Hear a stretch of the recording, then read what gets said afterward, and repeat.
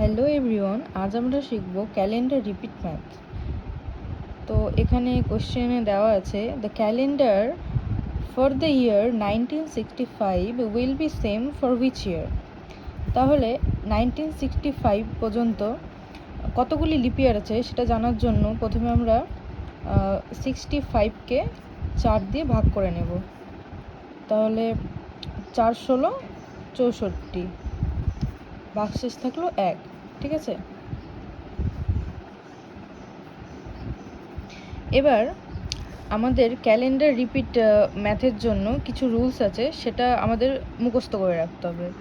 So first rule হলো, যদি ভাগশেষে 0 থাকে তাহলে যে সালটা বলা হবে সেটাকে 28 দিয়ে যোগ করতে হবে। যদি ভাগশেষ 1 বেরোয় তাহলে সালের সাথে 6 যোগ করতে হবে। যদি ভাগশেষ 2 আর 3 বেরোয় তাহলে সেটাকে 11 দিয়ে যোগ করতে হবে। তাহলে আমাদের এখানে ভাগশেষ বেরিয়েছে 1। ঠিক আছে, তাহলে আমরা এখন 1965কে 1 থাকলে কি হয়, এটাকে +6 করতে হবে।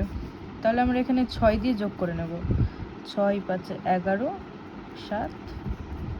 তাহলে the calendar for the year 1965 will be same for the year 1971। এটা হয়ে গেল আমাদের উত্তর।